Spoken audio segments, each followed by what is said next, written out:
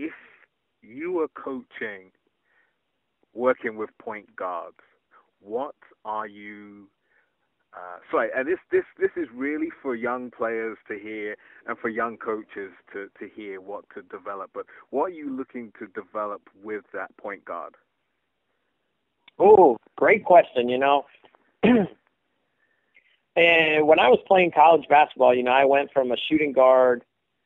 I flip-flopped. In high school, I played a shooting guard. I played a point guard. Yeah.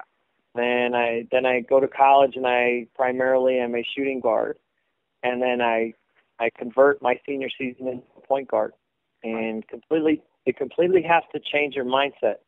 And so now, in my talking to point guards throughout my high school career, coaching career, college, and professional, I really have 10 qualities and traits that I'm looking for. Number one, without a doubt, is the most important trait of a point guard is to be a leader. Yeah. And the leader is not someone who's going to boss others around. It's the one that's going to organize things, going to change the pace, make sure everyone's on the same page.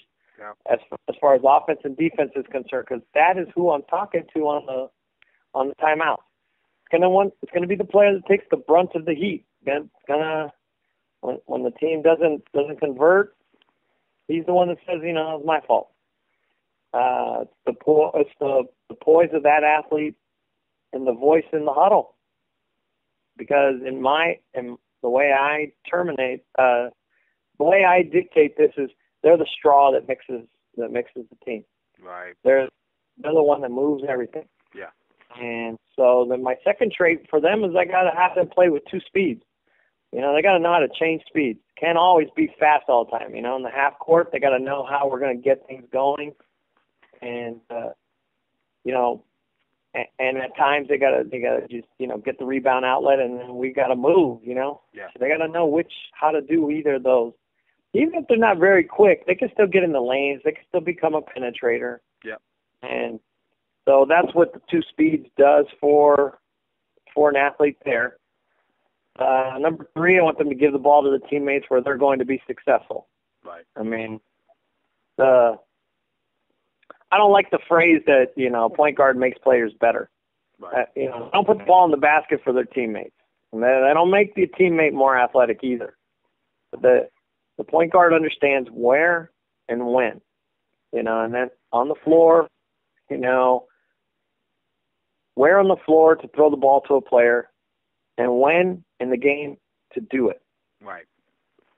That is what it's all about. Because if you will, they will not, you won't see an isolation play and give it to a spot-up shooter against the team's best defender. Yeah, yeah.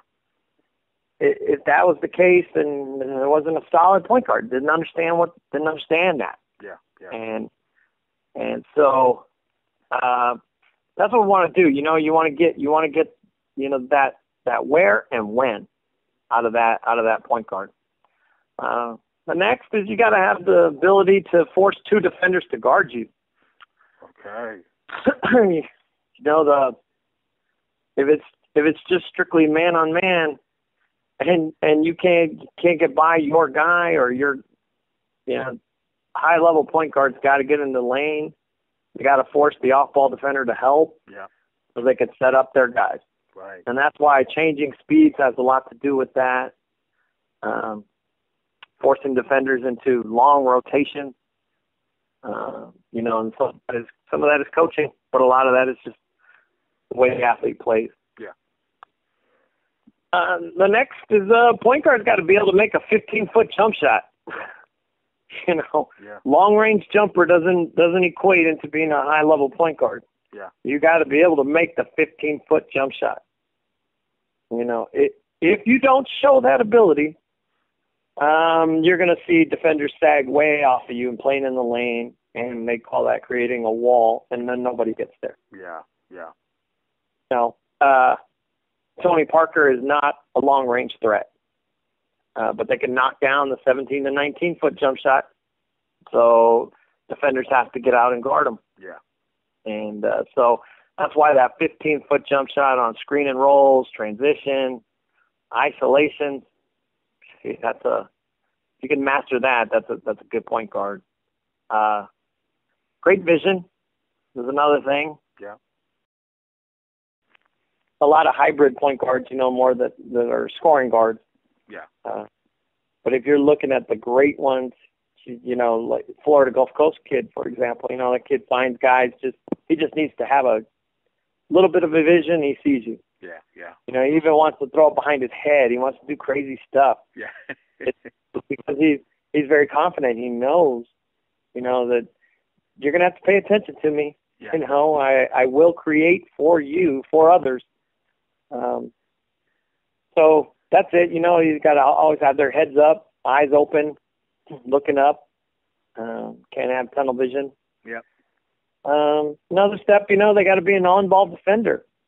They got to keep the guy in front of them too. Yeah, yeah. You just can't be out there and trying steals all the time, and letting your guy drive by you all the time. I think they need to be a finisher, and I think they need to be a communicator. Yeah.